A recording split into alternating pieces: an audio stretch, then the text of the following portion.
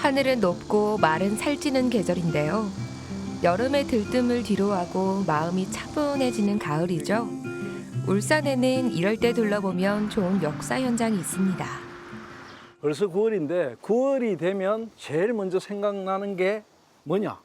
바로 개학이거든요. 맞습니다. 네. 저는 근데 생각을 해보면 9월이 조금 싫었던 것 같아요. 왜냐하면 친구들 만나는 건 좋은데 그래도 이 학교를 간다는 그 사실만으로도 방학 숙제도 해야 되고 일기도 써야 되고 한꺼번에 뭐 게으른 학생이었잖아요.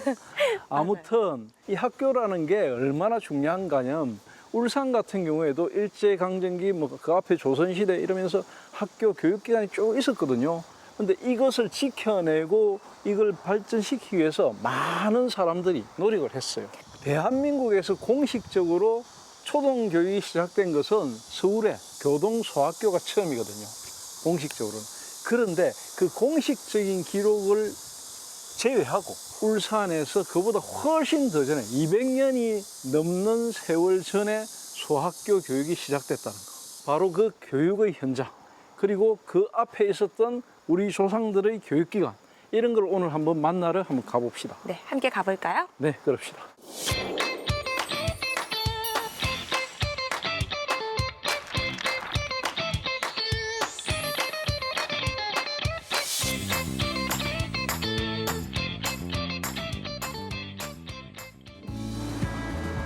울산은 예부터 교육열이 높은 고장 중 하나였는데요. 특히 중구는 여러 교육기관이 모여있는 교육의 중심지였습니다. 옛날에 그 울산의 교육은 어땠는지 궁금해요, 선생님. 삼한시대부터 교육의 여러 가지 기능들을 하는 곳들은 많았어요. 특히 이 고려시대에는 경주를 동경이라 해가지고 중시했거든요.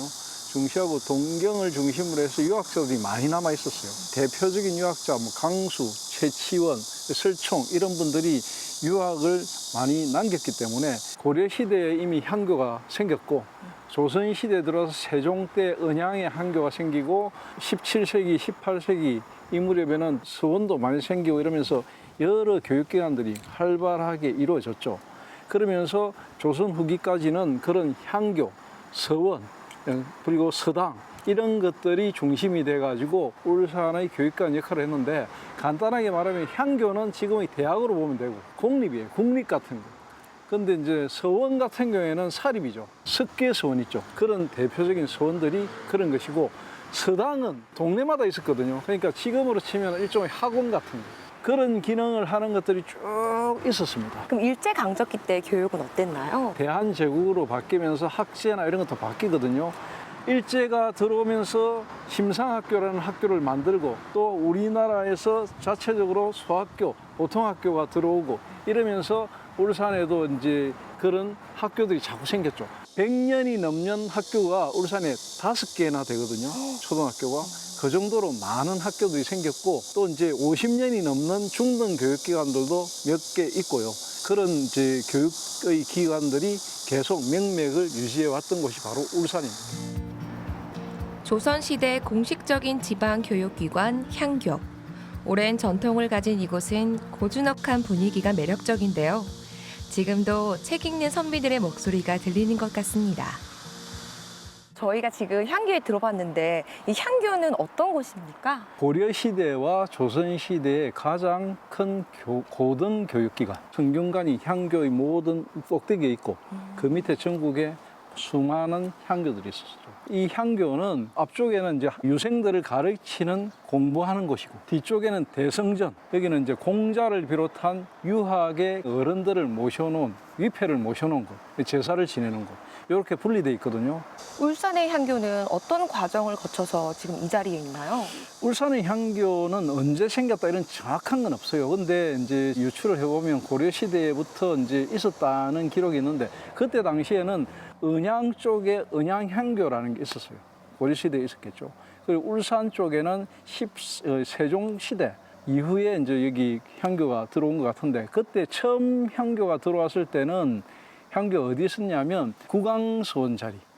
그쪽에 이제 강가에 있었어요. 다 불타버리고 나중에 이제 다시 지은 곳이 바로 이곳입니다. 이곳은 앞에 보면 누각이 있잖아요. 보통 이제 향교들을 가보면 이렇게 누각이 있는 큰 규모를 자랑하는 곳이 많이 없어요, 전국에서도. 그리고 여기에 누각을 세웠다는 것은 앞에 뭐 좋은 풍광이 있다는 겁니다.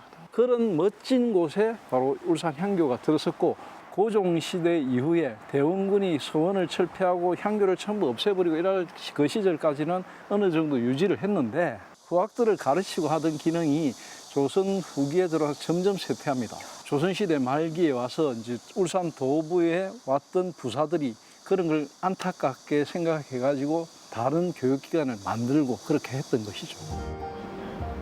울산 향교는 1800년의 이후 26번이나 고치면서 명맥을 유지해 왔는데요. 특히 명륜당은 교육에 대한 선조들의 생각을 엿볼 수 있습니다. 지금 저희가 앉아 있는 곳이 명륜당인데 명륜당은 무슨 뜻인가요? 이제 울산 향교는 청원루를 딱 들어오면 오른쪽 왼쪽에 동제 서재가 있거든요. 여기 이제 유생들이 그 기숙하던 곳, 정면에 있는 곳이 바로 명륜당인데, 명륜이란 말 자체가 밝을 명자잖아. 윤자는 사람 인변에 바퀴 윤자가 달렸거든요. 사람이 바퀴처럼 굴러가는 곳을 밝히는 곳. 사람이 바퀴처럼 굴러간다는 것은 균형이 맞아야 된다는 거예요. 말과 행동, 이성과 감정, 이런 여러 가지가 있잖아요. 두 가지가. 이 두 가지를 균형 있게 가르치는 것, 이게 바로 명륜. 그게 바로 유교의 공부를 하는 곳이다 해가지고 명륜이라고 해놓은 것이죠. 명륜당 안에 보면은 이 선생님들이 거처하는 곳이 있고, 여기는 이제 가르치는 강의실이거든요. 네. 여기에서 이제 급제하신 분들, 학문적으로 높으신 분들이 선생님으로 그 나라에서 재수를 해요. 그래갖고 국립대학의 교수 같은 거죠, 지금은. 그런 분들이 있었고, 이 주변에 농토나 밭 이런 것도 나라에서 내려가지고 향교를 잘 유지 관리하는 데 썼어요. 여기서는 어떤 공부를 했나요? 여기서는 이제 고등교육기관이니까 대학이라든지 주역이라든지 좀 더 차원이 높은 공부들, 과거에 도전하는 유생들이 본격적인 어떤 성현들의 가르침을 가지고 스승들과 함께 문답식으로 공부를 하는 거죠. 대화를 통해서 공부를 하면서 자꾸만 학식을 쌓아가는 그런 교육 과정을 밟은 것이 바로 향교였습니다. 선비를 키워내던 학문의 터전 향교는 세월이 갈수록 힘을 잃고 쇠퇴했는데요. 하지만 위기는 곧 기회죠. 울산에는 오랜 역사를 잇게 될 교육기관이 탄생합니다. 향교가 쇠퇴하고 난 뒤에 교육이 어떻게 이루어졌나요? 각 지역마다 향교보다는 서원이나 서당 이런 곳들이 교육의 중심이 돼서 많이 활동을 했죠. 그런데 아무래도 향교는 국가가 관리하는 교육기관이니까 중요하잖아요.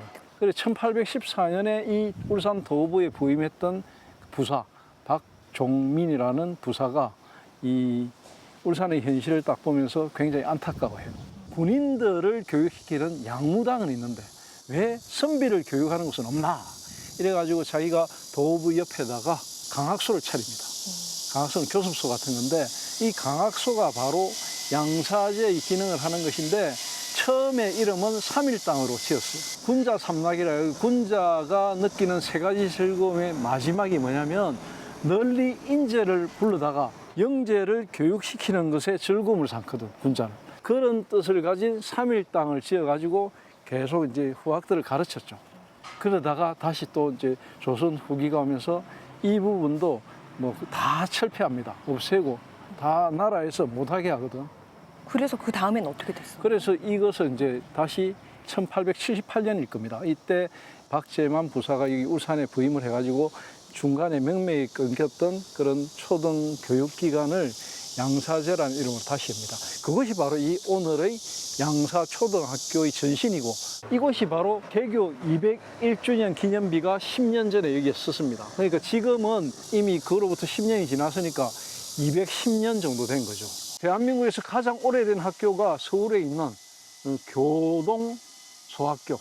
이곳이 이제 100년이 훨씬 더 됐지만은 사실은 이것보다도 양사초등학교는 비공식적이지만 더 오래된 교육기관이라고 할 수 있습니다. 공식적으로 초등학교, 보통학교가 들어선 거는 은양입니다. 1906년 4월 1일에 문을 연 지금의 은양초등학교.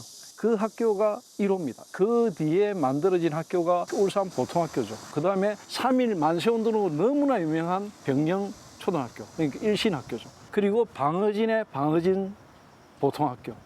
이렇게 학교들이 쭉 들어섰고 그 학교들이 울산의 근대적인 초등학교의 전신이라 할 수 있습니다.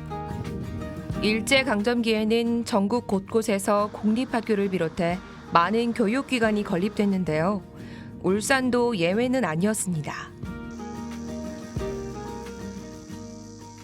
여기 뒤에 보니까 엄청 큰 나무가 있는데 여기는 어떤 공간인가요? 바로 이곳이 울산의 원도심에서도 굉장히 핵심되는 곳. 바로 옆에가 울산 도부, 옛날의 울산광역시청이죠, 그죠? 조선시대 그런 곳이고 이곳에 울산의 그런 기본적인 어린이들, 소년들을 위한 학교가 필요하다 해가지고 1907년도에 울산 보통학교, 울산 소학교의 문을 열었던 곳 바로 이곳입니다. 아, 여기가 지금 학교가 있었던 자리네요. 그렇죠. 울산 초등교육의 역사의 현장. 저 보이는 미술관이 들어서면서 이곳에 전부 다 미술관 터가 됐거든요. 그 전에 조선시대 이곳에 바로 객사가 있던 곳이기도 하고 태화로의 현판이 여기에 있었거든요. 태화로 현판이 왜 여기 있었나요? 태화로 현판이 이제 태화로가 임진왜란 때 불타고 난 다음에 현판만 따로 보관했다가 여기 진남루 울산 도읍의 남쪽 문에다가 현판으로 걸었죠. 그래가지고 이곳에서 이제 그 객사터도 있고 이렇게 쭉 하다가 울산 초등학교, 보통학교가 문을 열면서 이게 전부 학교터가 돼가지고 100년 넘게 이렇게 이어져 왔던 곳이죠. 바로 그 현장을 생생하게 보고 있는 이 나무가 보수고 이 학교가 혁신도시로 지금 이전했어요. 여기에는 이제 울산의 객사터, 옛날의 객사터를 복원할 겁니다. 우리 선조들은 어려운 시기일수록 교육에 많은 관심을 뒀는데요. 특히 일제강점기에는 나라를 되찾기 위해서는 교육이 우선순위란 걸 알고 있었기 때문입니다. 울산 최초의 공립학교였던 만큼 여러 가지 일들도 참 많았겠어요. 이곳이 이제 울산 보통학교가 들어서면서 한참 뒤에 양산은 그 초등학교의 기능을 회복했거든요. 그 전까지 울산 초등학교 이곳이 한마디로 울산 읍내 사람들의 모든 교육과 문화의 중심지가 됐던 게 바로 울산 초등학교 자리입니다. 그리고 이곳에서 배출됐던 그 사람들이 초등학교를 나온 사람이 지금 2만 명이 훨씬 넘거든요. 100년이 훨씬 지났고 이곳에서 나왔던 사람들이 동창회를 결성해가지고 독립운동이나 이런 데 가담하기도 했고 그러다 보니까 여기서 일제가 진을 치고 있을 때 울산 보통학교의 교장은 일본 사람이거든. 일본 사람이 그걸 굉장히 시기했는 거라. 그렇겠죠. 같이 뭉쳐 그렇지. 있으니까. 그러니까 그런 것을 막기 위해서 1931년도인가 그 무렵에 이제 일본 교장이 동창회 자체를 이렇게 막 탄압을 시작했거든요. 그래가지고 이제 울산 초등학교 동창회 해산 사건이라고 역사에도 남아있는 사건인데 일본인 교장의 어떤 업무에 적극적으로 대항하고 저항하기 위해서 스스로가 초등학교 동창회를 파해버린 거죠. 이제 울산 사람들이 단결력이라든지 이런 이곳에 모여가지고 여러 가지 활동을 많이 하니까 그런 것을 미리 사전에 방지하기 위한 일본인들의 어떤 업무다. 그것을 울산 사람들이 적극적으로 저항을 했다. 이렇게 보면 됩니다. 나라의 100년을 좌우할 큰 계획이란 뜻의 백년지대계. 옛 성현들의 교육 철학이 지금의 울산을 만들었다 해도 과언이 아닙니다. 일제강점기 때 여성들의 교육은 어땠나요? 여기가 바닷가이기도 하고 상업도시이기도 하잖아요. 그러다 보니까 좀 깨어있는 사람들이 많았고 그래서 특히 이제 소학교, 야학 이런 걸 중심으로 해서 여성 교육이 굉장히 빨라졌고요. 종교 활동, 교회도 많이 들어오고 천주교 활동 이러면서 여성들의 선진 의식, 선진 문물을 받아들이는 힘 이런 것도 되게 빨랐거든요. 우리 울산실록에서 울산의 교육 어떻게 기록하면 좋을까요? 일제 강점기 때를 중심으로 해서 다른 지역보다도 좀 더 빠르게 교육에 대한 어떤 열기, 의식 이런 게 빨랐다는 것. 그리고 일본인들과 바로 부딪히고 현장에서 여러 가지 탄압을 받았던 게 다른 지역보다 더 많았거든요. 일본인들을 이기기 위해서는 공부를 하는 것, 배우는 것, 교육의 힘이 굉장히 중요하다는 걸 일찌감치 깨달아가지고 교육에 많은 것을 투자했어요. 그래서 일제강점기 전국에서도 드물게 한 지역에 112곳의 어떤 야학이 있었다는 기록이 있거든요. 그리고 또 교육에 투자해서 성각자로 나서셨던 분들도 있거든요. 그러니까 그런 것들이 많이 남아있는 곳이 울산이다. 다만 공업화 이후에 울산의 고등교육에 대한 여러 가지 투자가 좀 부족해가지고 대학도 좀 부족하고 지금 젊은이들이 많이 빠져나가는 이런 상황이거든요.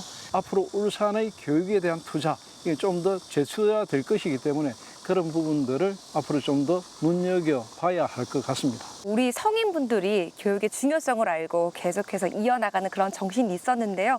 저희도 그 정신을 이어나가고자 계속 교육을 하고 열심히 공부했으면 하는 그런 바람이 있습니다. 네, 그렇습니다. 미래를 결정짓고 싶다면 과거를 공부하라는 공자의 말씀이 와닿는 오늘입니다.